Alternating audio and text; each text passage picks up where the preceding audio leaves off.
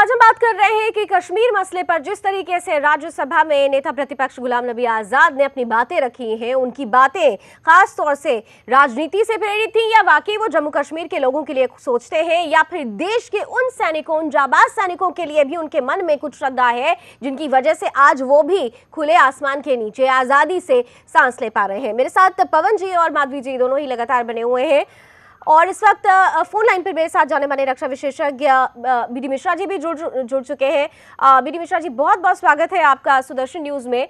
मैं आपसे सबसे पहले तो ये जानना चाहूंगी, आज आपने जरूर गुलाम नबी आजाद ने जो कहा है वहां पर कश्मीर की स्थिति को लेकर उन्होंने सैनिकों के लिए जो शब्द इस्तेमाल किए, आप कितना इत्तेफाक रखते हैं? वो तो कह रहे हैं कि वहां पर सेना आवाम के साथ बदसलूकी करती है। बड़े अफसोस की बात है और इनको पूरा तथ्य पता नहीं है और ये चाहते हैं कि भारत की सेना का मनोबल गिरा दें, भारत की सेना को बदनाम कर दें और भारत के सैनिकों को आतंकवादी की तरह उनको एक सामाजिक दर्जा दे दें और उनको दोषी ठहराते रहें। बड़े अफसोस की बात है, इनको तथ्यों का पता नहीं है और ये चाहते हैं कि भारत की सेना हमेशा कटघरे में खड़ी रहे, इसलिए ये सब बातें करते हैं। और मुझे यह भी एक अफसोस है कि ये जानबूझ के ये सब बातें करते हैं, जबकि ये जानते हैं कि ऐसी कोई हकीकत नहीं है। ये जानते हुए भी ऐसा बोलते हैं राजनीतिक कारणों से और वोट बैंक की पॉलिटिक्स से। गुलाम नबी आजाद ये कहते हैं कि जो हालात कश्मीर में आज हुए हैं वो उसके लिए जिम्मेदार आज की सरकार है, बीते 10 सालों को वो भूल चुके हैं।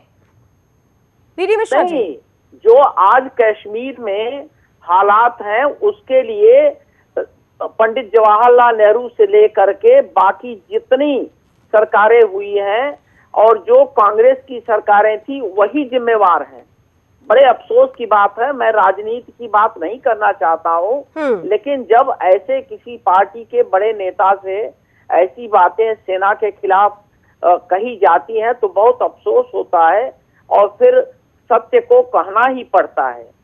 अगर 1948 में सीज फायर पंडित जवाहरलाल नेहरू एक तरफा न करते, इस मसले को लेके यूनाइटेड नेशंस में न जाते और जहां पर हिंदुस्तानी फौजें थी उरी में, वहां उनको न रोकते तो कश्मीर का मामला आज होता ही नहीं। बिल्कुल।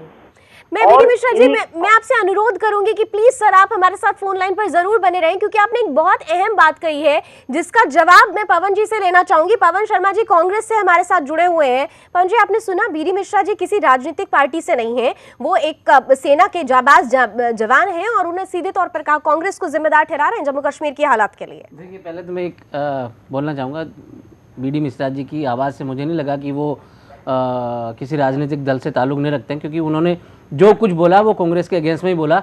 आज के परिप्रेक्ष्य में उन्होंने बात भी नहीं करी कि आज के राजनीतिक माहौल क्या है। सेना के अधिकारियों को तो बख्श दीजिए सर। नहीं, क्या बात कर रहे हैं सर? सेना के अधिकारी की बात बात सेना के अधिकारी की नहीं है, जो हकीकत है मैं वो बात कर रहा हूँ। आप उन्होंने 1948 से पंडित जवाहरलाल नेहरू का नाम लेके और सिर्फ कांग्रेस का ही नाम लिया। होता है सर। नहीं, बात सच की नहीं है। ये बताइए, सच कड़वा होता है, ये हम और आप भी जानते हैं। तभी तो मैं ये बच्चा इतिहास में कड़वा होता है, तभी तो आजाद जी ने जो बोला आज तो सबको कड़वा लग रहा है ना। बीडी मिश्रा जी, सच कड़वा होता है, शायद इसीलिए पवन जी को स्वीकार नहीं है। नहीं, देखिए, हमको किसी भी पार्टी से कुछ लेना देना नहीं है, पहली बात। दूसरी बात, मैं कश्मीर में खुद लड़ाई लड़ चुका हूँ और मेरी 3 पोस्टिंग हुई है। मैं लाइन ऑफ एक्चुअल कंट्रोल पर था और मुझे मालूम है कि किस लड़ाई में क्या हुआ। और ये अफसोस की बात है कि ऐसी लड़ाइयाँ हुई हैं, लेकिन अगर कश्मीर का आज मामला है तो इसलिए है कि हमने सन 48 में गलती की। सन 48 में कांग्रेस पार्टी की सरकार थी या कोई भी होता, लेकिन वहां पर जो गलती हुई है वो ये हुई है कि एक तरफा सीज फायर डिक्लेयर किया गया, जो कि आर्मी के सब जनरल्स ने कहा कि नहीं होना चाहिए। हमारी सेनाएं पहाड़ियों पर थी, मुजफ्फराबाद हमारे सामने था, अगर हम पत्थर भी फेंकते तो पाकिस्तानी मारे जाते। पाकिस्तान की पूरी सेना भाग रही थी। लॉर्ड माउंटबेटन के कहने से सीज फायर हुआ और फिर मामले को लेके यूनाइटेड नेशंस गए, वहां से इसकी शुरुआत होती है और आज तक वो खत्म नहीं हुआ। बिल्कुल पवन जी, ये एक ऐसा इतिहास है, इसलिए हमने बीडी मिश्रा जी को पूरा ध्यान से सुना कि अगर कांग्रेसी ये चीज भूल चुके हों तो कम से कम उनको एक रिकॉल आ जाए। लेकिन फिर भी आप लोगों के लिए कहना चाहिए, अफसोस के साथ ये मैं कह रही हूँ कि आपने सेना के एक जवान पर जो सवाल अभी खड़े किया है कि राजनीतिक पार्टी से उन्होंने आपने कह दिया कि प्रेरित है कहीं ना कहीं से। गुलाम नबी आजाद भी कुछ ऐसी ही बातें कर रहे थे, लेकिन सवाल यहाँ पर सीधा सीधा हर आदमी आपसे यही जानना चाह रहा है कि आज जो स्थिति जम्मू कश्मीर की बनी हुई है, हम इस ऐसे हालात को कतई नहीं इनकार कर सकते कि इसकी नींव रखने वाले कांग्रेस के शासनकाल के ही लोग थे। आज जो हालात बिगड़े हैं, आज अलगाववादियों की बात आती है, आप पूरी तरीके से पीडीपी पे क्वेश्चन कर देते हैं, लेकिन उमर अब्दुल्ला ने भी जिस तरीके से अलगाववादियों को सपोर्ट किया है वो भी किसी से छुपा नहीं। और उमर अब्दुल्ला का नाम मैं बार बार इसलिए ले रही हूँ क्योंकि आप लोगों की सरकार उनके साथ बनी थी वहां पर। देखिए, सरकार तो कभी भी बनाई और बिगाड़ी जाती है, जब गठबंधन नहीं चलता तो तोड़ी भी जाती है। अगर कहीं पे गलत हो रहा है, मैं कहता हूं अगर राष्ट्र के साथ में कोई भी पार्टी हो, चाहे वो पीडीपी हो या एनसी हो, अगर वो सही नहीं कर रहे हैं या उनका गठबंधन सही नहीं है और वो राष्ट्र के खिलाफ है तो उस गठबंधन को तोड़ने के पक्ष में हम लोग। लेकिन गुलाम नबी आज़ाद जी ने ये साफ कहीं भी नहीं कहा कि वहां पे सैनिक जो है जुल्म कर रहे हैं या कोई ऐसी उन्होंने कहा कि वो आवाम के साथ बदसलूकी करें। किस बदसलूकी की बात कर रहे हैं? हम वो वीडियोस भी आपको दिखा सकते हैं कि एक सेना के जवान के हाथ में बंदूक है, वो चाहे तो बंदूक चला सकता है, लेकिन पत्थरबाजों के पत्थर खा रहे हैं वो। देखिए, ये तो सरकार को कंट्रोल करने की बात है, उसमें सेना के जवान का उनका, उसके बावजूद आप कह रहे हैं, उसके बावजूद आप सैनिकों को लेकर आप इस तरीके की बात कर रहे हैं। हमेशा सैनिकों के साथ में रही है और रहेगी। किसी भी सैनिक, अगर कोई जाबाज सैनिक हमारा शहीद भी होता है तो उसके लिए सरकार, कांग्रेस भी साथ में खड़ी होती है। कभी भी सैनिकों का हौसला अफजाई किया है, किसी को डिमोरलाइज नहीं किया है। लेकिन किसी ने भी, कांग्रेस की तरफ से किसी एक शख्स ने भी आकर ये बातें नहीं कही है कि आज जम्मू कश्मीर में जो वहां की सेना है, जो वहां की स्टेट पुलिस है, अगर आपको बता दूं कि सबसे ज्यादा वहां पर इस वक्त अगर कोई शिकार हो रहा है तो जम्मू कश्मीर की जो पुलिस है, स्टेट पुलिस है, वो शिकार हो रही है उन पत्थरबाजों का, उन शिकारियों का। लेकिन आप लोगों की तरफ से कोई स्टेटमेंट नहीं आ रहा है। मैं माधवी जी के पास जा रही हूँ। माधवी जी, पवन जी लगातार अब पूरी तरीके से कहना चाहिए कि ऑफेंसिव हो रहे हैं, कहीं ना कहीं से बचाने की कोशिश कर रहे हैं, क्योंकि गुलाम नबी आजाद जो कहना चाह रहे थे वो दुनिया समझ चुकी है। राजनीति के लिए कुछ भी, हम हर चीज को दरकिनार कर देंगे। बिल्कुल, वो अपने कही हुए, अपने नेता की कही हुई बातों को ही पूरी तरीके से नकार रहे हैं। उन्होंने खुद कहा कि ये जो गुलाम नबी जी ने आज संसद में सामने सबके लाखों लोगों के सामने जो टीवी पर सब लोगों ने देखा, करोड़ों ने, कि उन्होंने कहा कि ये जो है ये लावा एक दिन का नहीं है। तो इनको मैं बार बार ये पूछना चाहती हूँ कि ये जो लावा एक दिन का नहीं है, सबसे ज्यादा देश में शासन करने वाली सरकार कांग्रेस है, तो ये लावा आप ही लोगों ने भरा। कांग्रेस और पाकिस्तान का जो मुद्दा है वो ये कांग्रेस की देन है, तो ये पाकिस्तान और कश्मीर का जो मुद्दा है कांग्रेस की देन है। और ऐसी स्थिति में जब आपने खुद ही कहा कि उनके हाथ में बंदूक है और बंदूक होने के बावजूद वो अगर गोली नहीं चला रहे हैं, तो कहीं ना कहीं केंद्र सरकार और राज्य सरकार का इस तरीके का निर्देश है कि जो वहाँ की आम जनता है, जिनको बरगलाया जा रहा है, आतंकवादी जिनको अपने काम के लिए यूज कर रही है, उनको उकसाकर पत्थरबाजी करवा रही है, उनको नुकसान ना पहुंचे, ऐसी स्थिति में जानबूझकर जो है पत्थर खाने के लिए मजबूर है हमारी देश की सेना। और इतनी कैजुअलिटी जो मैं बता रही हूँ बार बार की हुई है, जो कारगिल से भी ज्यादा है। कारगिल में तो खुला वार हुआ था और लोगों ने देखा था, लेकिन यहाँ पर जो सैनिक बल है, जब तस्वीर पूरी तरीके से साफ है, जब हम और आप ये देख रहे हैं कि वहाँ पर स्थिति को खराब करने वाले, लोगों को बरगलाने वाले जो लोग हैं, उनके प्रति सख्ती से निपटने के लिए क्यों कोई नहीं कदम उठाया जा रहा है? क्यों, मैं आपसे ये सवाल जानना चाहूंगी कि सरकार को किस बात का डर है? इसके पीछे कारण ये है कि पत्थरबाजी जो कर रहे हैं वो वहाँ की आम जनता है, युवा है, बच्चे हैं, उनको उकसाया जा रहा है। और पीछे की जो रो में है वो उनको आगे करके पीछे आतंकवादी जो है वो छुपे हुए, और वो चाहते हैं कि जो गोलियां सुरक्षा बल की चले वो उन पे चले, ताकि कल को ये कहा जा सके कि केंद्र सरकार और राज्य सरकार के द्वारा जो वहाँ की आम जनता है उनको मारा जा रहा है, जिससे ये राजनीति जो करना चाहते हैं वो राजनीति कर सके। जो इस तरीके से पूरी घाटी को जो ज्वलंत बना दिया है और जो आग लगा के रखी हुई है पूरी घाटी को, वो उनको बोलने का एक सार्थक मौका मिले। ऐसी स्थिति में केंद्र सरकार के द्वारा ये निर्देश दिया गया है कि किसी भी कोशिश की जाए कि जितना हो सके वहाँ की आम जनता को कोई भी नुकसान ना पहुँचे। और इसी को देखते हुए जो बीडी मिश्रा जी के पास आते हैं। बीडी मिश्रा जी, आम जनता से ज्यादा वहाँ सेना घायल है। ठीक है माधवी जी, बीडी मिश्रा जी के पास आते हैं। बीडी मिश्रा जी, जो हालात जम्मू कश्मीर के हैं, वो चाहे हम पिछली गवर्नमेंट की बात कर लें या हम प्रेजेंट गवर्नमेंट की बात कर लें, क्या आपको लगा है कि दोनों ही गवर्नमेंट्स ने असल में कश्मीर की स्थिति को संभालने के लिए कोई स्ट्रॉन्ग मैसेज दिया या किसी तरीके से सेना को वो छूट दी जिसकी जरूरत जम्मू कश्मीर में वाकई है? मैं आपको यह बताना चाहता हूं कि इन 9-10 दिनों में सेना के 1671 लोग घायल हुए हैं और 1671 लोग किसी भी कश्मीर की लड़ाई में नहीं घायल हुए थे। और आज ये इसीलिए है कि सेना का जितना भी जवान है वो ये सोचता है कि मैं फायर करूं तो किस पर करूं, बिल्कुल, क्योंकि वहां पर जितने ही छुपे तरीके से आतंकवादी आए हैं वो वहां के बच्चों को 300 रुपए रोज का देते हैं। कुछ लोग तो कह रहे हैं 500 रुपए रोज देते हैं कि तुम आगे खड़े होके पत्थर फेंको। मैं सब हिंदुस्तानियों को ये कहना चाहता हूँ कि यह पाकिस्तान का किया धरा सब काम है और इसमें हम एक दूसरे की मुखालफत कर रहे हैं। अरे कभी तो संभलो, कभी तो देश के बारे में सोचो, कभी तो पॉलिटिक्स को अलग रखो, कभी तो वोट बैंक का देश की सुरक्षा के लिए इस्तेमाल। बिल्कुल, टीम इंडिया बनकर काम करने की जरूरत है, लेकिन हमारे देश की राजनीतिक पार्टी ये बात समझ जाती तो शायद कश्मीर कश्मीर ही होता। बहरहाल पवन जी, मैं आपसे एक बात पूछना चाहूंगी। गुलाम नबी आजाद जिस तरीके से बुलंद आवाज में आज तमाम बातें रख रहे थे, सेना को लेकर उन्होंने वक्तव्य दिया है, मैं आपसे पूछती हूँ कि अगर वहां पर सेना एक्टिव नहीं होती तो क्या गुलाम नबी आजाद इस तरीके से आराम से वहां पे सीएम बन पाते?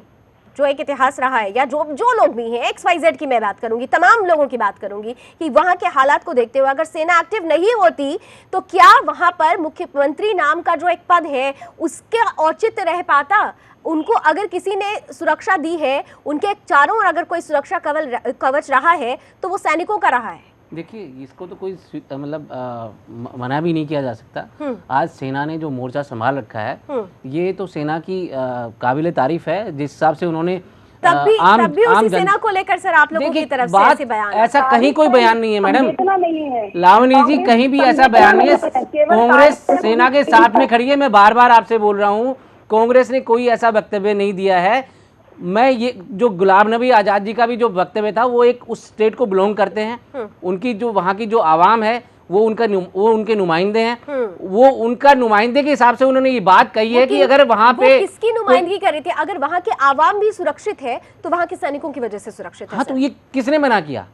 मानने को तैयार है? ये मानने को तैयार नहीं है। नहीं, ऐसा कहीं भी नहीं। आजाद सेना को लेकर सीधे तौर पे कह रहे हैं कि सेना ही आवाम को सबसे ज्यादा परेशान कर रही है। नहीं, उन्होंने ऐसा कहीं कोई वक्तव्य नहीं दिया है। मैं तो नहीं सुना कि कोई ऐसा वक्तव्य उन्होंने दिया है। उन्होंने जो जिस परिप्रेक्ष्य में बोला है, उन्होंने सिर्फ ये बोला है कि मिलिटेंट्स और जो अलगाववादी जो लोग हैं उनमें और जनता में, आम जनता में फर्क समझना चाहिए सैनिकों को। और वो सैनिक समझ, हमारे जो सैनिक हैं वो आज अपने आप को कंट्रोल किए हुए हैं और वो भी सरकार की वजह से ही है। भाई सरकार ने कोई न कोई तो हिदायत दे रखी होगी उनको। अच्छा, गुलाम नबी आजाद जो बात समझाने की कोशिश कर रहे थे पवन जी, कोई किसी तरीके का कोई मीटर या कोई ऐसी मशीन बनी है कि जब पत्थरबाजी सामने से हो रही हो तो वो पता कर लें कि ये अलगाववादी है, ये आवाम है, ये दूसरे लोग हैं, ये सैनिक के लोग हैं? इस तरीके से कैसे पॉसिबल है? जी, अभी बीडी मिश्रा जी ने भी इस बात को माना है कि मिलिटेंट्स बैक साइड में अभी जो हमारी बहन है उन्होंने भी ये मानी है। ठीक है, जो बात वो कह रहे थे, मैंने शुरू में ही उस बात का उन जिक्र किया था। बच्चों को बहला इंडस्ट्री की अगर आप बात करेंगे तो वो पत्थरबाजी का सिलसिला आज शुरू नहीं हुआ है,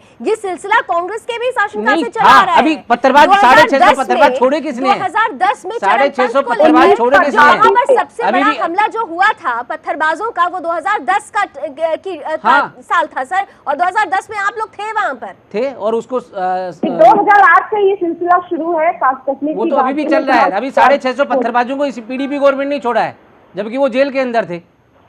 अगर उनको जितना आप पकड़ोगे फिर छोड़ दोगे तो फिर क्या फायदा हुआ? लेकिन पवन जी, आपको पता है कि उस प्रोग्राम उस पूरे निर्णय को लेकर हमने बीजेपी से भी बहुत सवाल किया था, और अगर आपने ध्यान दिया हो तो मैंने शुरू में ही माधवी जी से पहला सवाल किया कि जिन पत्थरबाजों में इनको मासूम बच्चे नजर आ रहे हैं, गुलाम नबी आजाद को, उन्हीं पत्थरबाजों को आपकी सरकार ने भी छोड़ा है। ऐसा नहीं है कि हम उनसे सवाल नहीं करें, लेकिन सवाल यहाँ पर सीधा सीधा है कि आप जिन लोगों की बात कर रहे हैं वो लोग आज सैनिकों पर भारी पड़ रहे हैं। उस सैनिक को लेकर कोई आवाज नहीं खड़ी हो रही है, और हम कांग्रेस की बात बार बार इसलिए कर रहे हैं क्योंकि कांग्रेस ने वहां पिछले कई सालों से, ऐसे तो हम देखें तो पिछले 65 सालों से आपने राज किया, लेकिन जम्मू कश्मीर में अगर स्थिति गड़बड़ हुई है तो वो कांग्रेस के शासनकाल से हुई है। आज आप विपक्ष में हैं, विपक्ष की भूमिका है, उस भूमिका को निभाइए। देखिए, जो पिछले 2010 की बात, उसके बाद में जो कांग्रेस की गवर्नमेंट आई, उन बिटवीन तो कुछ नहीं हुआ।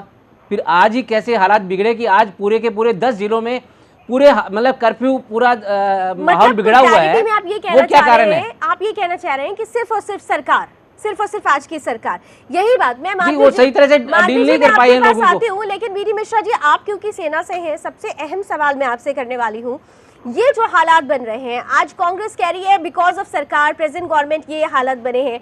जब इनकी सरकार थी और विपक्ष में दूसरे पार्टीज थी, बीजेपी विपक्ष में थी, सेम यही स्टेटमेंट होता था। आपको लगता है कि सिर्फ राजनीतिक किरदार बदल रहे हैं, इनमें से कोई नहीं चाहता कि वहां पर हालात सही हो? हमको अफसोस ये लगता है कि सभी का इसमें वेस्टेड इंटरेस्ट हो गया है। वहाँ के अलगाववादी तत्वों का ये वेस्टेड इंटरेस्ट है कि अगर कश्मीर में हालत सुधर गई तो उनको कौन पूछेगा। बिल्कुल। अगर वो कश्मीर पाकिस्तान चला गया तो उनका कत्ल हो जाएगा। अगर पाकिस्तान इंडिपेंडेंट हो गया तो भूखे मर जाएंगे। उसी तरीके से ये बच्चे जो कर रहे हैं, ये जो छोटे लोगों, ये स्टूडेंट्स को जो पत्थर फेंकवा रहे हैं, वो ये सोच रहे हैं चलो 30 रुपए रोज तो मिल रहा है। वहाँ के माँ बाप भी सोच रहे हैं चलो बच्चा पत्थर फेंक रहा है, इस पर तो गोली चलेगी नहीं, शाम को आ जाएगा और 300 रुपए लेके आएगा। वहाँ पर जितने लोग हैं सब वेस्टेड इंटरेस्ट डेवलप कर लिए हैं और ये वेस्टेड इंटरेस्ट एक्सप्लॉयट पाकिस्तान कर रहा है। हम लोग आपस में लड़ रहे हैं, एक दूसरे को ब्लेम गेम कर रहे हैं और पाकिस्तान में राहिल शरीफ और रिजवान अख्तर और वहाँ पर नसीर खान जजुआ, ये लोग, और वहाँ पर सरताज अजीज, ये लोग खुश हो रहे हैं। मैं नवाज शरीफ को तो नहीं कहूँगा क्योंकि वो तो पपेट है, लेकिन बाकी ये 4 लोग खुश हो रहे हैं कि हिंदुस्तानी पार्लियामेंट में आपस में लड़ रहे हैं कि वहाँ पर बच्चे हैं। बिल्कुल। अच्छा, एक बहुत अहम बात बीडी जी, बहुत अच्छी बात आपने उठाई है। पवन जी आपसे भी पूछूंगी और मैं माधवी जी, आप दोनों से ही मेरा एक सवाल है। मैं पवन जी पहले आपसे ये इसका जवाब चाहूंगी। जिस तरीके से बुरहान वानी का एनकाउंटर हुआ, पाकिस्तान में बैठ के उसे काला दिवस मनाने की बात कर रहे हैं, क्या हमने एक बार भी पाकिस्तान के इस निर्णय पे निंदा प्रस्ताव लाने की बात की? आज गुलाम नबी आजाद तमाम तरीके की बातें करके गए, लेकिन पाकिस्तान का जिक्र करते हुए उसके काला दिवस के स्टेटमेंट पे क्या नहीं लगता था कि कांग्रेस को निंदा प्रस्ताव की बात रखनी चाहिए थी? देखिए, गुलाम नबी आजाद ने भी बोला है कि उनके यहाँ तो काला दिन हर दिन ही काला दिन है। पाकिस्तान में ऐसा कोई दिन ही नहीं है जो काला दिन ना हो, तो वो काला दिन क्या मनाएंगे? सर, निंदा प्रस्ताव की बात कर देते ना। नहीं, देखिए, अब निंदा प्रस्ताव की बात है, वो तो वो लोग जाने वहाँ पे किस टाइम पे क्या प्रस्ताव पास करना है, क्या जुबान से करना मैं है। यही तो कहना चाह रही हूँ। लेकिन उन्होंने इस बात का जिक्र किया, उन्होंने इस बात का जिक्र किया कि वहाँ पे तो काला दिन मनाने की कहाँ जरूरत पड़ेगी, वहाँ तो हर दिन ही काला दिन है, तो उसमें वो मनाए ना मनाए उनकी तो अपनी। आजाद उस पार्टी से आते हैं जिस पार्टी के नेता पाकिस्तान में जाके बैठकर मीडिया में कहते हैं कि यहाँ की सत्ता को हटाने के लिए काम करना चाहिए पाकिस्तान को। देखिए, बात आपको याद है ना मणिशंकर अय्यर ने क्या कहा था वहाँ पे? मणिशंकर जी ने क्या बोला वो तो वो जवाब देंगे, या क्योंकि वो पार्टी के आधिकारिक प्रवक्ता नहीं है, उन्होंने अगर कोई इंडिविजुअल अपने हिसाब से बोला तो बोला होगा। मणिशंकर अय्यर मतलब कांग्रेस होता है सर, ये भी मत कहिए। कई बार ऐसी बातें आती है जो कि हर कोई पार्टी का जो एक अपना निजी वक्तव्य भी किसी का होता है, वो उनका अपना वक्तव्य होगा। आज मतलब गुलाम नबी आजाद जो कह रहे थे वो उनका निजी वक्तव्य तो नहीं था? देखिए, वो निजी वक्तव्य कहाँ होगा जब वो पार्लियामेंट में बोल रहे हैं, कांग्रेस की तरफ से बोल रहे हैं। उन्होंने किसी कोई गलत बात नहीं करी, उन्होंने साफ बोला कि अगर पाकिस्तान में काला दिन मनाया जाता है, उनके यहाँ तो काला दिन हर दिन ही रहता है। माधवी जी, पवन जी ने तो घुमा फिरा के बात रख दी अपनी, लेकिन मैं आपसे ही पूछ रही हूँ, क्यों नहीं पाकिस्तान के ब्लैक डे के निर्णय के बाद अपनी सरकार ने निंदा प्रस्ताव की बात को आगे रखा? जी बिल्कुल, बीजेपी कोशिश कर रही है और यही कारण है जो वहाँ पर इस घाटी में जो इतनी ज्यादा अराजकता फैलाने की कोशिश की जा रही है। कहीं ना कहीं जो विपक्षी दल है वो ये चाहते हैं कि भाजपा जिस तरीके से केंद्र में रहते हुए और घाटी में जिस तरीके से शांति लाने की कोशिश कर रही है और जो बुनियादी स्थिति में सुधार लाने का प्रयास कर रही है धीरे धीरे, उसको किस तरीके से खारिज किया जाए लोगों की नजरों में, इसकी वजह से कहीं ना कहीं अंदरूनी घात करके ये लोग प्रयास कर रहे हैं कि ये जो लोगों के सामने ये प्रत्यक्ष रूप से आया है कि जो वहाँ घाटी में जो है इतनी सारी समस्याएं हैं, जो इतनी सारी अराजकता फैल रही है, वो इसलिए हो रही है क्योंकि अलायंस की पार्टी है और भाजपा के आने की नहीं तो ये लोग आरोप लगा रहे हैं ना पर कि आप सिचुएशन को हैंडल नहीं कर पा रहे, आप इंटरनेशनल पॉलिसी के तहत ठीक से बातचीत नहीं कर पा रहे, आप स्टेट गवर्नमेंट में कंपैटिबिलिटी नहीं बना पा रहे। लगाने से कोई सिद्ध नहीं होने वाला, क्योंकि जिस तरीके से गुलाम नबी आजाद जी ने जिस तरीके से बोला है संसद में, वो हास्यप्रद है, दुखद है और सारी देश की जनता ने इसको देखा है कि किस तरीके से उन्होंने आतंकवाद का को बहुत ही ज्यादा अपनी संवेदना देते हुए और देश के जो शहादत पाने वाले जो इतने सैनिक हैं जो आज तक पाकिस्तान में भारी संख्या में जिनकी मृत्यु हो चुकी है, उनके बारे में उनकी कोई संवेदना नहीं है। वो केवल सियासी जंग में अपने आप को आगे लाने का प्रयास कर रहे हैं और भाजपा की रणनीति, भाजपा की नीतियों को नीचा दिखाकर वो ये कोशिश करना चाहते हैं कि आज जो भी हो रहा है वो केवल भाजपा की वजह से हो रहा है, भाजपा के केंद्र में होने की वजह से हो रहा है। कांग्रेस वहाँ पर घाटी में भाजपा की जो लाइन चली, ठीक है, आरोप प्रत्यारोप, ठीक है। बीडी मिश्रा जी, अब गुलाम नबी आजाद आज जिस तरीके से बातों को रख रहे थे, उन्होंने कहा कि जम्मू कश्मीर का कंपैरिजन हरियाणा से करते हुए उन्होंने कह डाला कि हरियाणा के हालात ऐसे थे कि वहां पर सेना ने गोलियां क्यों नहीं चलाई। ये कंपैरिजन क्या कहीं से भी गले से नीचे उतर रहा है? हरियाणा में सामने वाली लाइन के पीछे में आतंकवादी नहीं थे। हरियाणा में ऐसी कोशिश, ठीक है माधवी जी, बीडी मिश्रा जी से कमेंट लेती हूँ। बीडी मिश्रा जी, मैं ये कहना चाहूंगा कि ये सब बातें कह के हम क्या अचीव कर रहे हैं? क्या हम पाकिस्तान के लिए बैटिंग कर रहे हैं? क्या हम पाकिस्तान को इनवाइट कर रहे हैं कि भाई तुम्हारे यहाँ, अब हमारे यहाँ गोलियां नहीं चलेंगी, तुम आ जाओ? अगर हम ये कहेंगे कि भाई अगर हरियाणा में गोली नहीं चली तो कश्मीर में नहीं चलनी चाहिए, तो इसके माने साफ साफ ये होते हैं कि हम पाकिस्तान की आर्मी को यह निमंत्रण दे रहे हैं कि अब यहाँ गोलियां नहीं चलेंगी, तुम आ जाओ। और अगर हम ये कर रहे हैं तो हमको पार्लियामेंट में बैठने की कोई हक नहीं है। ये पार्लियामेंट संविधान के तहत है, यहाँ पर संविधान के तहत इलेक्शन होता है और ये अखंड भारत की कल्पना का स्रोत है।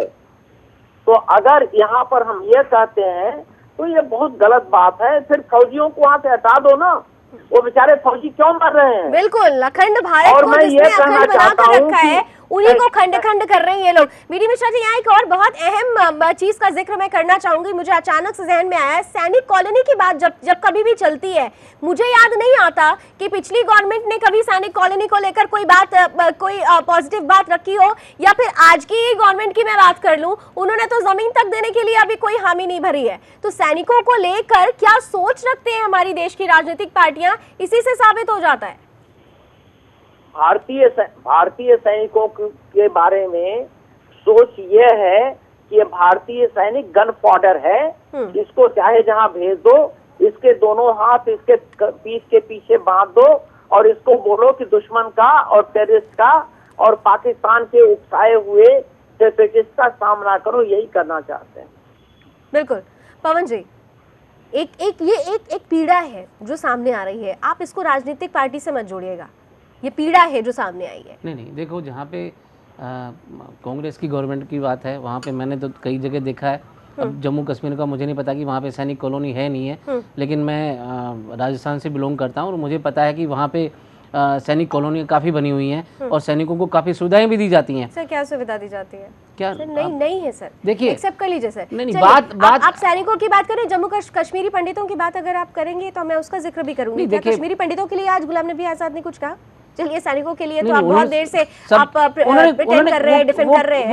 वो किसी कास्टिज्म के लिए तो उन्होंने बात ही नहीं करी है, उन्होंने आम जनता की बात करी है। नहीं, उन्होंने आम जनता, कश्मीरी पंडित तो वहाँ पर वहाँ के लोग हैं, वहाँ की आवाम है। आम जनता की बात करी है। आम जनता के अंदर तो कश्मीरी पंडित भी आ गए, मुसलमान भी आ गए, सारे लोग आ गए। वो कश्मीरी पंडित तो भागकर यहाँ शरणार्थी बने हुए हैं सर। वहाँ के हालात जाके देखा है क्या गुलाम नबी आजाद ने? नहीं, गुलाम नबी आजाद जिस तरीके से शिविरों में वो वहाँ पर थे, गुलाम नबी आजाद जम्मू कश्मीर के रहने वाले हैं, उन्होंने अपने पूरे भाषण में, पूरी बातों में कहीं से भी कश्मीरी पंडितों का जिक्र नहीं किया सर। उन्होंने आम जनता का जिक्र किया, जिसमें कश्मीरी पंडित भी आए हैं, ऐसा नहीं है कि वो नहीं आए हैं। वो आम जनता में प्रदर्शनकारियों की बात कर रहे थे, वो आम जनता में पत्थरबाजों की बात कर रहे थे। देखिए, उसमें आम जनता के अंदर पत्थरबाज भी होते हैं, उसमें आम लोग जो वहाँ पे रहते हैं वो भी पीछे जाते हैं। एक संवेदना उन्होंने कही कि कश्मीरी पंडितों के लिए भी हालात सही होने चाहिए। वो बार बार ये कह रहे थे कि नहीं, प्रदर्शनकारी जो बच्चे हैं, जो दिमाग से भटक चुके हैं, तमाम तरीके की बातें कर रहे थे, सेना उनके साथ गलत व्यवहार करती है, लेकिन इन तमाम लाइनों में कहीं पर भी कश्मीरी पंडित का जिक्र नहीं था। देखिए, वो किसी पर्टिकुलर किसी कास्ट की तो बात करते नहीं है, उन्होंने आम जनता की बात की। उसमें कश्मीरी पंडित आपको, देखिए, वो कश्मीरी पंडित आम जनता में ही आगे कश्मीरी पंडित वहाँ के लोगों को, वहाँ के लोग हैं, वहाँ के आवाम है। जम्मू और कश्मीर, मैं बार बार कहती हूँ, जम्मू और कश्मीर में जम्मू भी है और कश्मीर भी है, और कश्मीर से कश्मीरी पंडितों को किस तरीके से भगाया गया था वो आप जानते हैं। माधवी जी, यहाँ पे आपसे भी मैं कमेंट लेना चाहूंगी, कश्मीरी पंडितों के लिए क्या मान के चले? बिल्कुल, वर्षों से जिस तरीके से कश्मीरी पंडितों के साथ अत्याचार और तकलीफें हुई हैं, उन्होंने जो तकलीफें उठाई है, आप लोग अब क्या करेंगे ये बता दीजिए बस। सारी समस्या है। अगर वो आते, अगर उनको आके लड़ना होता तो वो पत्थर की जगह पहाड़ करते, लेकिन कभी उन्होंने इस तरीके की अराजकता फैलाने की कोशिश नहीं की, कभी उन्होंने इस तरीके से आतंकवाद फैलाने की कोशिश नहीं की। और इसी कारण से शायद इन लोगों की संवेदना जो है वो कश्मीरी पंडितों के लिए नहीं है, जो आके घाटी में समस्याएं पैदा कर रहे हैं, उनकी संवेदना केवल उन्हीं लोगों के लिए। ठीक है, यानी कुल मिलाकर कांग्रेस को आतंकवादियों, अलगाववादियों, प्रदर्शनकारियों में तमाम तरीके की मासूमियत नजर आती है, लेकिन इन्हीं लोगों से लोहा लेने वाले सैनिकों के प्रति क्या संवेदना, क्या सोच रखते हैं कांग्रेस के नेता, आज परिलक्षित हो गया है गुलाम नबी आजाद के बयानों में। हम उम्मीद करते हैं कि अब चाहे कांग्रेस हो या फिर बीजेपी, टीम इंडिया के तहत मिलकर कश्मीर के मसले को हल करें, अन्यथा हालात वही रहेंगे, राजनीतिक रोटियां सेकती रहेंगी और पिसती रहेगी तो जम्मू कश्मीर के आवाम। इस बात को सोचिएगा जरूर। बहुत बहुत शुक्रिया आप सभी मेहमानों का मेरे साथ जुड़ने के लिए। पवन जी, माधवी जी और बीडी मिश्रा जी, बहुत बहुत शुक्रिया महत्वपूर्ण राय हमारे बीच रखने के लिए। इस बुलेटिन में अभी बस इतना ही। देश दुनिया की तमाम खबरों के लिए आप देखते रहिए सुदर्शन न्यूज। जय हिंद।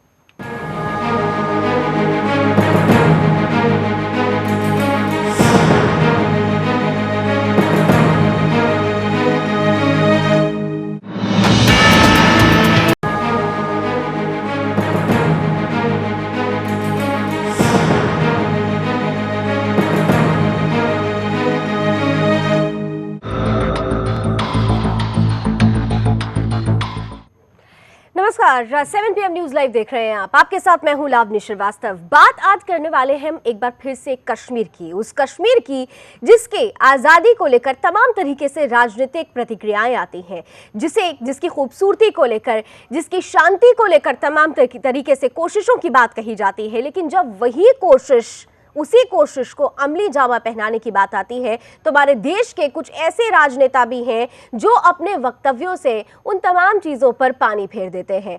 आज हम बात करने वाले हैं नेता प्रतिपक्ष गुलाम नबी आजाद की, जिन्होंने सीधे तौर पर, नाम आजाद है लेकिन आजादी के मायने शायद वो समझ नहीं पाए हैं। यही वजह है कि कश्मीरी मसले पर उन्होंने सीधे तौर पर कह दिया, वो प्रदर्शनकारी, वो आतंकवादी जो हमारे देश के जाबाज सैनिकों पर पत्थर बरसाते हैं, जो हमारे देश के जाबाज सैनिकों पर गोलियां मारते हैं, उन्हें बच्चा लगते हैं। आजाद सीधे तौर पर कहते हैं कि प्रदर्शनकारी बच्चे हैं, उनको बच्चों जैसा ट्रीट करना चाहिए। और इतना ही नहीं, सीधे तौर पर कश्मीर की हिंसा की तुलना उन्होंने हरियाणा के जाट आंदोलन से करते हुए यह साबित कर दिया कि कांग्रेस की राजनीतिक सोच चाहे कितनी भी बदलने की बात ये लोग करते रहे, लेकिन उनकी सोच वहीं की वहीं अटकी हुई है। आज इसी मसले पर हम बात करने की कोशिश करेंगे, समझने की कोशिश करेंगे आखिर कश्मीर के हालात सुधारने के लिए क्या किया गया और क्या होना चाहिए। लेकिन उससे पहले इस रिपोर्ट को देखिए।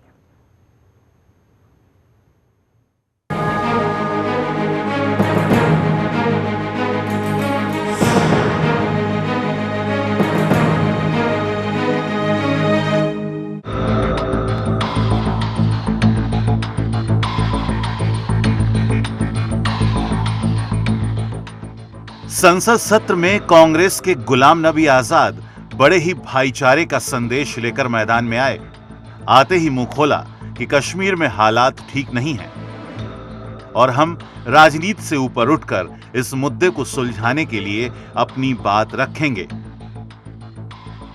जम्मू कश्मीर से ताल्लुक रखने वाले और नाम में आजाद लगाने वाले नेता के मुंह से इतनी अच्छी बात सुनकर सबको संतोष मिला, लेकिन इसके आगे जब जनाब ने बोलना शुरू किया तब वो ऐतिहासिक कहावत एक बार फिर साबित हो गई कि कौवा कितने ही सुर में बोले, आवाज कर्कश ही निकलेगी और माहौल में मनहूसियत ही घुलेगी। गुलाम कांग्रेसी ने देश के खिलाफ नारे लगाने वाले, पाकिस्तान जिंदाबाद बोलने वाले और आतंकियों के प्रशंसक लोगों की तुलना उस प्रदेश से कर दी जिस धरती ने देश को सबसे ज्यादा जांबाज सैनिक और पदक विजेता खिलाड़ी दिए हैं। गुलाम कांग्रेसी ने मांग की कि आरक्षण आंदोलन के दौरान कश्मीर की तरह सेना ने हरियाणा वासियों पर गोली क्यों नहीं चलाई? क्यों हरियाणा में कश्मीर की तरह हालात नहीं बिगड़े? बीजेपी सरकार ने यह भेदभाव क्यों किया? शायद इसका जवाब देने का सामान्य ज्ञान तो राहुल गांधी के पास भी होगा। हरियाणा में हिंदुस्तान के खिलाफ नारे लगाना तो दूर, भारत मां के खिलाफ एक भी शब्द बोलने वालों की जबान को खतरा पैदा हो जाता है। दूसरी अहम बात जो गुलाम कांग्रेसी के बयान के निचोड़ से निकली वो थी कश्मीरी जनता जो कि मजबूर है, पीड़ित है, और दूसरी तरफ सेना है जो कि मानो तानाशाह है, आतंकी है, क्योंकि सेना कश्मीरियों के चहेते आतंकियों को मार देती है। इसलिए उनके लिए सेना का आतंक आतंकियों के आतंक से बढ़कर है। तो गुलाम नबी आजाद की कुल मांग ये रही कि सेना पर लगाम लगे, क्योंकि कश्मीरी युवा जोशीले और गर्म दिमाग के हैं, जल्द पत्थरबाजी कर बैठते हैं, लिहाजा सेना को संयम रखना चाहिए। गुलाम कांग्रेसी ने यह भी मांग उठाई कि कश्मीर में इतनी सेना तैनात करने की क्या जरूरत है, और साथ ही चेतावनी भरे लफ्जों में यह भी कह दिया कि कश्मीरी मुसलमानों की वजह से ही अमरनाथ यात्रा चल रही है, और अगर घाटी में हालात बिगाड़ने के लिए जिम्मेदारी का ठीकरा किसी के सर फोड़ना चाहिए तो इसके लिए मीडिया का सर सबसे बढ़िया है। कुल मिलाकर कांग्रेस के गुलाम के कथन का लब्बो-लुआब इतना ही था कि आज कश्मीर में बीजेपी जमा पीडीपी की सरकार खराब है, मेरे मुख्यमंत्री रहते सरकार कितनी अच्छी थी। हमारे राज में भी आतंकवाद था, हमारे वक्त में भी लोग सेना पर पत्थर फेंकते थे, लोग हमारे वक्त में भी मरते थे, लेकिन हमारे वक्त का आतंकवाद, वाह क्या आतंकवाद था, सब कुछ आज से बेहतर था। आतंकवादी नर्मदिल थे, अलगाववादियों में मेलजोल की भावना थी, पत्थरबाज अच्छे निशानेबाज थे, जनता के विरोध प्रदर्शन भी मन लुभा लेते थे। लिहाजा आतंकवाद, सेना और गद्दार कश्मीरियों का फ्यूचर ठीक करना है तो हमारा फ्यूचर ठीक होना चाहिए, यानी एक बार फिर जम्मू कश्मीर में कांग्रेस की सरकार आनी चाहिए। आजाद मन ही मन मानो मांग रहे थे कि गंजेपन के साथ तेल के मिश्रण की वजह से उनके चमकते हुए सर को बस एक बार और मुख्यमंत्री के ताज की जरूरत है। सुदर्शन न्यूज के लिए ब्यूरो रिपोर्ट के साथ सुनील धनखड़।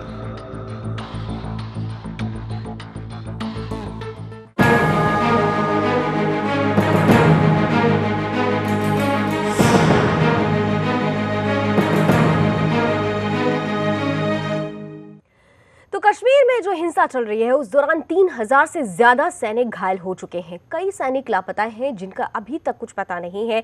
लेकिन गुलाम नबी आजाद को वो सैनिक नजर नहीं आते, उन्हें तो वो प्रदर्शनकारी, वो अलगाववादी, वो आतंकवादी नजर आते हैं जिन्होंने कश्मीर को स्वर्ग से नर्क बना दिया है। और आज भी गुलाम नबी आजाद जैसे ही राजनेता कश्मीर के मसले पर राजनीति करने से नहीं चूक रहे हैं। मेरे साथ दो मेहमान इस वक्त जुड़ चुके हैं, स्वागत करना चाहूंगी। कांग्रेस का प्रतिनिधित्व कर रहे हैं पवन शर्मा जी, बहुत बहुत स्वागत है पवन जी आपका। और साथ ही साथ बीजेपी से अपनी प्रतिक्रिया देने के लिए मेरे साथ जुड़ रही हैं माधवी अग्रवाल जी। माधवी जी बहुत बहुत स्वागत है आपका भी।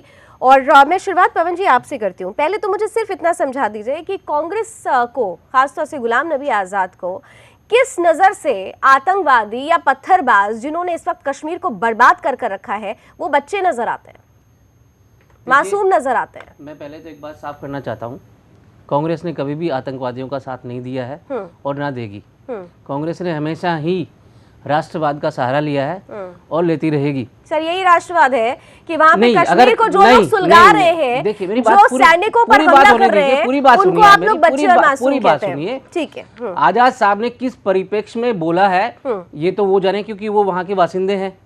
दूसरा, उन्होंने ये कभी नहीं कहा कि वो आतंकवादियों का समर्थन करते हैं। उन्होंने ये साफ साफ कहा है कि आतंकवादी पहले भी मारे जाते थे और आज भी मारे जाते हैं, लेकिन किसी निर्दोष जो आम नागरिक है उसका कुछ नुकसान नहीं होना चाहिए, जो कि उनकी नजर में शायद हो सकता है वो कुछ हो रहा हो वहाँ पे, क्योंकि वो वहाँ के बासिंदे हैं। हम लोग वहाँ रहने वाले नहीं है। तो कांग्रेस की नजर में सेना का जवान या सैनिक क्या है ये बता दीजिए मुझे। देखिए, कांग्रेस की नजर में सेना का जवान सर्वोपरि है, राष्ट्र की रक्षा करता है, वो सेना जो हमारी सीमाओं की रक्षा करता है। कांग्रेस उनके साथ। गुलाम नबी आजाद बोलते हैं कि कश्मीर में सेना ने जरूरत से ज्यादा कई ऐसी चीजें की हैं जिसका प्रतिफल आज सामने आया है। फिर से वो सैनिकों को घेर रहे हैं। जी नहीं, सैनिकों के बारे में प्रदर्शनकारी या अलगाववादी या जिस तरीके से वहां पर आईएसआई के झंडे लहराने वाले लड़के, उनके खिलाफ तो कुछ नहीं बोला सैनिकों। ये काम तो सरकार का है, सरकार करे।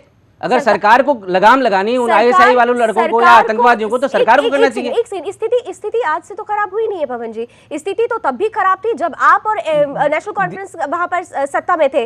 आप लोगों ने भी तो स्थिति नहीं संभाली ना, आज सिर्फ क्योंकि। लेकिन आज जो पोजीशन है, ऐसी पोजीशन तो पहले कभी नहीं थी। आज जो पोजीशन है, 10 साल पहले भी ऐसी लोग मरते थे, आतंकवाद भी मरते थे। सर 2010 में अगर मैं आपको 2010 याद की हो, बात कर रहा हाँ, हूँ, वहाँ पे भी 100-125 लोग मारे गए थे उस टाइम पे 2010 भी। में पत्थरबाज इंडस्ट्री चलती थी वहां पर सर। देखिए वो इंडस्ट्री तो आज भी शायद हो सकता है चल रही हो। और बकायदा उसके लिए रिपोर्ट भी दी गई थी। जब गृह मंत्रालय को रिपोर्ट सौंपी गई थी तो आप लोगों ने उसको लेकर कोई क्लियरेंस भी नहीं दिया था, किसी तरीके का एक्सप्लेनेशन भी नहीं दिया देखिए था। मुझे इतिहास का इतना पता नहीं है, लेकिन जो आज की पोजीशन है वो ये है कि कांग्रेस आज आतंकवादियों का समर्थन नहीं करती है।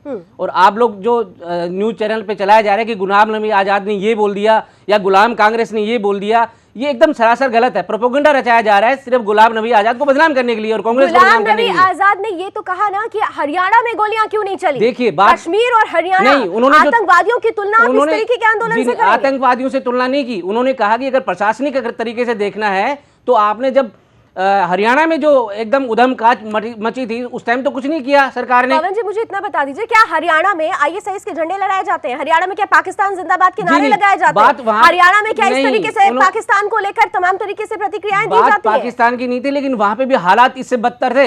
वहां पे औरतें सुरक्षित नहीं थी बिल्कुल। हरियाणा में आप कहना चाहते हैं कि हरियाणा के हालात कश्मीर से ज्यादा बदतर है? जी, कश्मीर की बात नहीं कर रहा मैं। नहीं, उन्होंने कश्मीर को लेकर उन्होंने एक एग्जांपल दिया, उन्होंने कंपैरिजन किया कश्मीर का और हरियाणा का। उन्होंने जो कंपैरिजन किया वो किया सिर्फ लॉ एंड ऑर्डर के हिसाब से, क्योंकि सरकार की जिम्मेदारी मतलब आप बनती है। कहना चाहते हैं कि हरियाणा के लॉ एंड ऑर्डर की हालत कश्मीर के लॉ एंड ऑर्डर से कहीं ज्यादा खराब थी? कहीं ज्यादा नहीं, समकक्ष उसके भी थी, इसमें बुराई नहीं है। वो हालात वहां पे भी यही थे। वहां पे लोग बेचारे, लोगों का कितना नुकसान हुआ, जान माल की इतनी हानि हुई है वहां पे।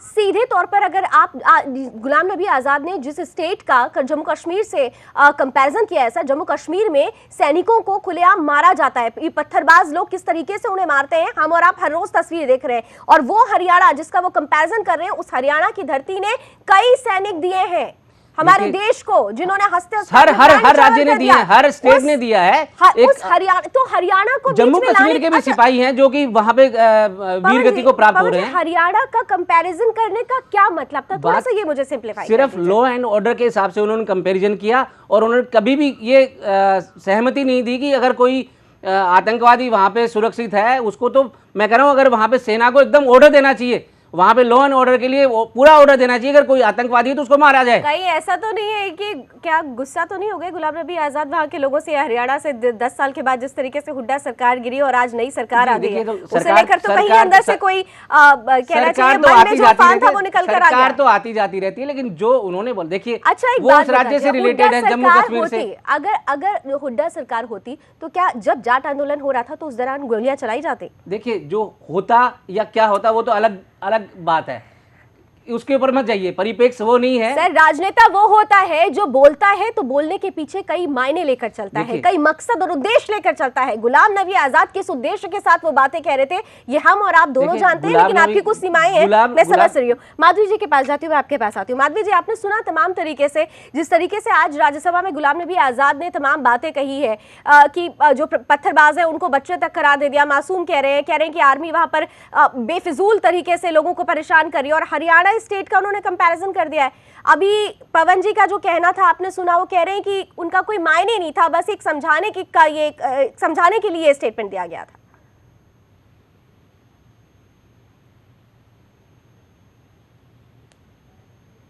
माधवी जी,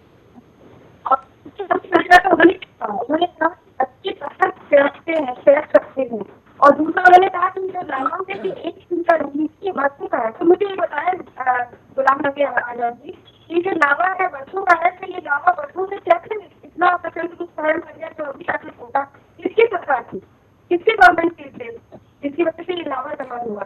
तो मतलब समझने चाहिए 30,000 से ज्यादा लोग। माधवी जी की आवाज बहुत क्लियर नहीं आ पा रही है। माधवी जी, आपके पास हम दोबारा आएंगे जरूर आपकी प्रतिक्रिया लेने के लिए, लेकिन उससे पहले जिस परिप्रेक्ष्य में आज हम ये बहस लेकर आपके बीच आए हैं, गुलाम नबी आजाद किस तरीके से आजाद बोल रहे हैं, जरा उसे भी तो सुन लीजिए। ठीक है, बच्चे पत्थर फेंकते हैं, कोई मिलिटेंसी का सपोर्ट नहीं करता। मिलिटेंसी को खत्म करने के लिए जो हमने किया है शायद आप 50 साल नहीं कर सकते। क्या हम बच्चों, बूढ़ों और आम जनता को उसी तरह से ट्रीट करें जिस तरह से मिलिटेंट्स को ट्रीट करें? सर, मिलिटेंसी के खत्म करने के लिए हम आपके साथ, लेकिन कश्मीर में आम जनता के साथ इस तरह का स्वभाव हो, सलूक हो, मुझे माफ कीजिए, हम उसमें शामिल नहीं होना चाहेंगे आपके साथ। लोगों को ये विश्वास था, भरोसा था कि मिलिटेंट को मारेगा, लेकिन आम जनता के साथ अगर अन्याय होगा तो उसको भी माफ नहीं करेंगे। ये फर्क था सर तब में और आज। मिलिटेंट्स के साथ सख्ती और सिविलियन और लोकल जो लोग हैं, जनता है, उनके साथ जो स्वभाव है गवर्नमेंट का वो अच्छा होना चाहिए, वही का जो एक पेरेंट्स का होना चाहिए, जो एक डेमोक्रेटिक इलेक्टेड सरकार और उसके प्रजा के बीच में होना चाहिए, वो स्वभाव और वो सरकारें हम लोगों ने दी। हमने कश्मीरी स्टूडेंट्स के लिए यूपीए गवर्नमेंट स्कॉलरशिप की स्कीम हो सर, वो भी स्कॉलरशिप की स्कीम ठंडी पड़ी ठंडे बस्ते में, उसका भी असर। सरकारें चलती हैं भरोसे पे, विश्वास पे, ट्रस्ट पे। जो एक मिसट्रस्ट है गवर्नमेंट ऑफ इंडिया के ऊपर, आज की गवर्नमेंट ऑफ इंडिया के ऊपर, सर मैं ये नहीं कह सकता कि हमारी जब कांग्रेस की गवर्नमेंट थी तो कश्मीरियों को पूरा ट्रस्ट था, मैं उस गलतफहमी में नहीं हूं, लेकिन शायद कहीं न कहीं किसी न किसी कॉर्नर में ट्रस्ट था, यकीन था, भरोसा था। लेकिन पवन जी, मैं आपसे एक चीज पूछना चाह रही हूँ। आज जिस तरह से गुलाम नबी आजाद कह रहे हैं जम्मू कश्मीर के हालात बद से बदतर हो गए हैं, लेकिन बीते इतिहास को उठा के देख लीजिए, 10 सालों में स्थिति जो रही है वो आप भी जानते हैं, हम भी जानते हैं। आतंकवाद को सबसे ज्यादा अगर कहना चाहिए पनाह मिली है तो सीधे तौर पर कांग्रेस के शासनकाल में मिली थी। देखिए, बात पनाह की नहीं है, आतंकवाद तो आज भी पनप रहा है, पहले भी पनपा था। अलगाववादियों को लेकर कभी कोई स्टेटमेंट नहीं दिया गया? क्यों नहीं दिया गया? हमेशा बात हुई उमर है। अब्दुल्ला ने अभी कुछ दिन पहले बुरहान वानी को लेकर एक ट्वीट कर दिया कि वो तो अब कब्र से भी आतंकियों को पैदा करेगा। तो सोचिए कि आपने किनके साथ सरकार बनाई। मैं फारूक अब्दुल्ला की बात नहीं करता या उनकी नेशनल कॉन्फ्रेंस में बात नहीं, मैं अपनी सरकार में थे सर। सरकार में तो आज पीडीपी सरकार में है, पीडीपी ने भी कई आतंकियों का समर्थन किया है, तो क्या पीडीपी भाजपा सरकार में नहीं है? नहीं, लेकिन आतंकवाद का समर्थन नहीं किया है। अगर कहीं ना कहीं से अगर उन्होंने कहीं अगर ढिलाई दिखाई भी है तो बीजेपी ने स्ट्रांग मैसेज देने की कोशिश की है। कसाब के मामले में पीडीपी उसके साथ में थी, जबकि कांग्रेस ने जो है कसाब को फांसी पे चढ़ाया, ये किसी ने अफजल गुरु को फांसी पे चढ़ाया, जबकि पीडीपी ने उसका समर्थन किया, और वही पीडीपी के साथ में भाजपा सरकार बना रही है। कांग्रेस ने कभी भी आतंकवाद का साथ नहीं दिया है। आतंकवादियों की सबसे अगर कोई पनाहगार है तो वहाँ की जो लोग, वहाँ पे जो मिलिटेंट हैं, जो वहाँ पे पैदा हो रहे हैं, जो पाकिस्तान का सहयोग मिल रहा है, मैं कह रहा हूँ सरकार को उनके ऊपर कंट्रोल करना चाहिए। गुलाम नबी आज़ाद जी का भी मैंने जब ये वक्तव्य देखा है, उसमें कहीं उन्होंने नहीं कहा कि वहाँ पे मतलब किसी को छोड़ा जाए या बख्शा जाए, उन्होंने कहा लेकिन जो आम जनता है, जो परेशान है, उसको तो आप कम से कम डिफाइन करिए, क्योंकि उसी जनता के बीच में जो है आतंकवादियों के लोग भी हैं और उसमें जनता भी है, लेकिन उनको तो थोड़ा डिफाइन करना पड़ेगा। डिफाइन कैसे कर पाएंगे? आपने पवन जी, आपने बुरहान वानी का जब जनाजा निकल रहा था वो तस्वीरें आपने देखी थी? देखिए, सरकार को उसमें 2 से 2.5 लाख के लगभग आवाम वहां पर सड़क पर उतर आई थी। सरकार को उसमें लगाम लगानी चाहिए थी। सरकार को पहली बात तो ये कि वो जनाजे को, मतलब सारी जिम्मेदारी आज की सरकार की है। जी हाँ, सरकार जवाबदेही सरकार की बनेगी। 10 साल में जो स्थिति हालात खराब हुए हैं उसके लिए आपकी कोई भूमिका नहीं। जवाबदेही सरकार की ही बनेगी, जो सरकार है जवाबदेही वही होगी। और दूसरी बात, आप सीधे तौर पर अगर आप सरकार की बात आती है, सरकार अगर अपनी तरफ से सख्ती दिखाती है तब भी आप लोग विरोध करते हैं। अगर सेना की तरफ से कोई स्ट्रॉन्ग स्टेप उठाया जाए तो आपके यही गुलाम नबी हमारा आजाद विरोध नहीं है, कहते हैं बिल्कुल कि सेना वहां की जनता को परेशान कर रही है। विरोध नहीं है, बिल्कुल भी विरोध नहीं है। अगर आतंकवादियों के ऊपर सख्त कार्यवाही की जाए तो हमेशा कांग्रेस उनके साथ खड़ी है, सरकार के साथ खड़ी हुई है। लेकिन जिन पत्थरबाजों के लिए सख्ती दिखाई जानी चाहिए, गुलाम नबी आजाद ने एक बार भी क्यों नहीं कहा कि सेना को सख्ती दिखानी चाहिए? लेकिन वो तो ये कह रहे हैं कि सेना के लोग वहां पर आवाम को परेशान करते हैं। नहीं, उन्होंने ये नहीं कहा। उन्होंने कहा आतंकवादियों की आड़ में कुछ लोग ऐसे हैं जो सेना, जो आम लोगों के साथ में मिले हुए हैं, लेकिन आम जनता को उसमें पिसना नहीं चाहिए। अगर डिफाइन तो थोड़ा बहुत करना ही चाहिए हर हालत में। माधवी जी मैं पूछना चाहती हूँ 3000 से ज्यादा लोग मरे हैं, उनमें कितनी संख्या सैनिकों की है? क्या बता सकते हैं गुलाम नबी जी, या जो यहाँ बैठे हैं वो बता सकते हैं? क्या उन्होंने जाके वहाँ पर उनका हाल लिया कि क्या अवस्था है? हेलो जी, बताइए पवन जी। 2008 से पत्थरबाजी कश्मीर घाटी में हो रही है और 1988 से लेके 2016 तक में 6216 सैनिक शहीद हो चुके हैं घाटी में। क्या ये जानते हैं? आज वो अपनी जान को जोखिम में डालकर आतंकवाद का मुकाबला करने के लिए दिन रात एक कर रहे, अपने परिवार को छोड़कर। उनके लिए कोई संवेदना नहीं है कांग्रेस को? पवन जी, पूरी संवेदना 1947 कैसे नहीं है? से कौन लेके कहता है कि 2013 तक में हमेशा कांग्रेस सैनिकों के साथ में खड़ी रही है? 22,413 सैनिक जो है शहीद हो चुके हैं कश्मीर घाटी में। माधवी और मैं जी- आपको बता दूं कि ये जो कैजुअलिटी अभी हो रही है वहाँ पर, ये कैजुअलिटी जो लेकिन open war हुआ था, माधवी जी कारगिल एक का, सवाल मैं कारगिल का आपसे भी उससे ज्यादा है। पूछूंगी, एक सवाल मैं आपसे भी पूछूंगी, क्योंकि बात यहाँ पर देश के सैनिकों की है, बात यहाँ पर देश के रक्षकों की हो रही है। हम राजनीति से थोड़ा ऊपर उठ के अगर सोचें माधवी जी, तो एक सवाल आप लोगों से भी बनता है कि वहां पर आप लोगों की गठबंधन की सरकार है और महबूबा मुफ्ती सीधे तौर पर अगर वहां की सेना को ये कहती है कि प्रदर्शनकारियों के खिलाफ सख्ती से कार्रवाई नहीं करें, नहीं तो एक्शन होगा, इसका क्या मतलब है? वही पत्थरबाज छोड़ दिए जाते हैं और बाहर निकल के दोबारा सैनिकों को वो मारते हैं पत्थरों से, दोबारा वो आईएसआईएस के झंडे जलाते हैं, आईएसआईएस के झंडे लहराते हैं और पाकिस्तान जिंदाबाद के नारे लगाते हैं। और ठीक इनके पीछे आतंकवादियों का खेमा होता है, जो ये टारगेट करके रखते हैं कि पत्थरबाजी करने वाली आम जनता जो है, जिनको उकसाया जा रहा है, जिनको मिसयूज किया जा रहा है, उनको सामने रखकर ये अपनी कोशिश कर रहे हैं, अपने आप को आगे लेके आने तो की उनको कोशिश कर रहे हैंडल हैं। करने की जिम्मेदारी तो स्टेट गवर्नमेंट की बनती है ना मैम, उनको हैंडल करने की जिम्मेदारी तो बनती है ना, तो सख्ती की बात क्यों खत्म हो जाती है? मैं आपको बताऊं, इसीलिए जनता से ज्यादा जो है सैनिक घायल हो रहे हैं। अगर कहीं ना कहीं उन्हें ये चिंता नहीं होती कि तो यानी हम ये मान लें कि हमारे सैनिक के प्रति, हमारे सैनिकों के प्रति जो कैजुअलिटी है बहुत ज्यादा हो सकती है, हमारे बहुत सैनिकों ज्यादा के लोग मारे प्रति जा सकते ना थे। तो कांग्रेस लेकिन में कोई सैनिक संवेदना है, सरकार- ना ही जो प्रेजेंट राज्य गवर्नमेंट में सरकार कोई है संवेदना है, और ये जो मान केंद्र ले। की जो नीति है वो इस तरीके से चाहती है कि जो वहाँ की आम जनता है, जिनको बरगलाया जा रहा है, उनको तकलीफ ना पहुंचे, उनके ज्यादा जान और माल की नुकसान ना हो, ऐसी स्थिति में सारे कदम उठाए जा रहे हैं।